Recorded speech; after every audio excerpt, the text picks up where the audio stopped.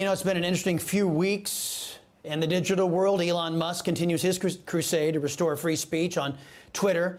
And then Netflix is bearing the consequences of its own wokeness. Here to discuss is former Trump 2020 senior advisor and GETTR CEO Jason Miller. Jason, always great to see you. You know, Section 230, or the Communications Decency Act, provides legal immunity for internet services over content posted on their sites, provided they are an open free speech forum.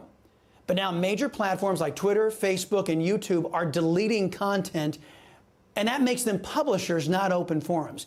Jason, why is nothing being done to defend those of us who helped make these platforms worth billions of dollars, as these platforms now are suddenly changing the rules and banning free speech? Well, Chris, you bring up a really good point. I think the fact of the matter is the big tech lobby on Capitol Hill is very powerful. And Democrats, who, of course, right now control both the House and the Senate and the White House, unfortunately, are going to kowtow, I think, to big tech, no matter what their public statements might be, no matter how much they might say that they're willing to stand up to the Zuckerbergs of the world.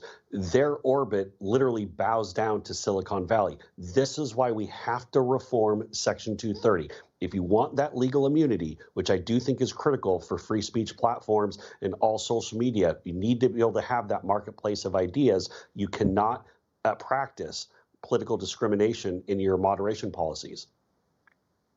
No kidding. If you want to be a publisher, go be a publisher. And that's what YouTube and Twitter and Facebook are doing right now. Elon Musk, in the meantime, has promised to restore free speech if he takes over Twitter. He tweeted yesterday, quote, "A social media's platform policies are good if the most extreme 10% on the left and the 10% on the right are equally unhappy." And well, commentator Dave Rubin, he responded to that saying, quote, "The problem is that the right generally wants the left wing to be on these platforms so they can expose the lunacy. The left generally wants people banned, fired, and erased." Now, Jason, as a social media expert, you being the CEO of GETTR, of a platform like this, what's your read on what a legitimate social media policy should be? Well, it's very simple. Number one, you need to make sure that all users are treated the same. It doesn't matter if they're coming from the left, if they're coming from the right. Even if they don't even care about politics, you need to make sure that you treat people the same.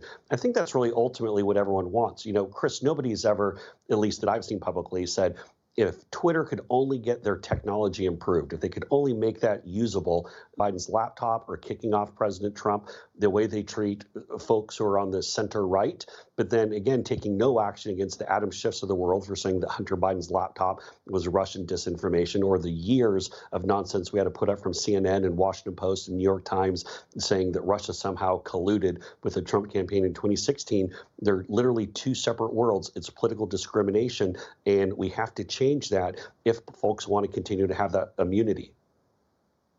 Yeah, Twitter full of a bunch of ideological bigots.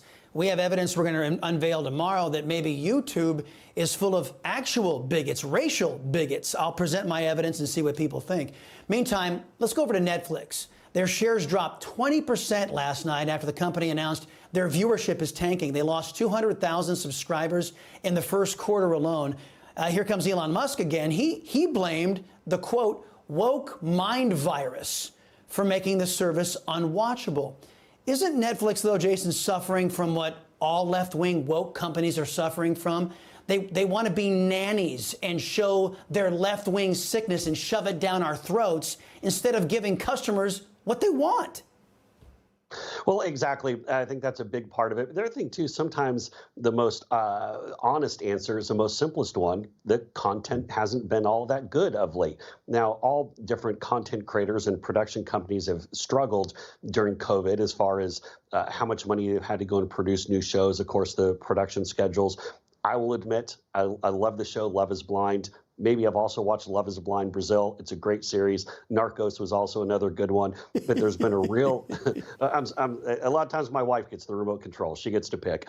But when it comes to the good content, Netflix just hasn't had a lot of good content. And the things they've had, what they've tried to break through on, have been very woke. And I think that's turned off a massive chunk of their audience.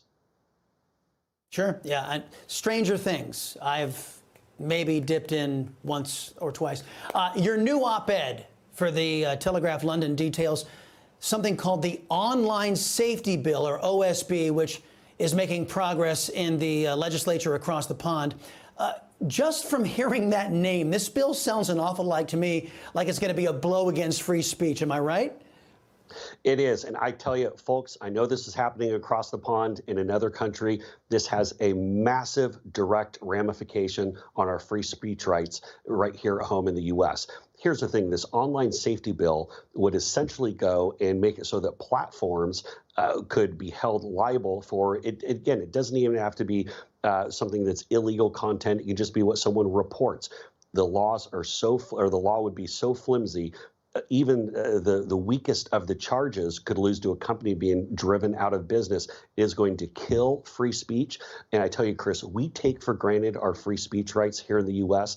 The very fact that we have a First Amendment that guarantees that freedom of speech, other countries around the world do not have that. That is almost a foreign concept. And so if this online safety bill gets passed, the immediate implication it's going to have is it could literally wipe out free speech, could wipe out entire companies. Some companies I could see might say, you know what, we just can't do business in the UK. That's going to have a tidal wave effect around the world. Wow. That's just, see, it's all self-inflicted. They're shooting themselves economically and otherwise in the foot. This is crazy. Folks, Jason Miller, not only a political expert, also an online social media expert. That's why we love having him on. Thank you, my friend. Appreciate it.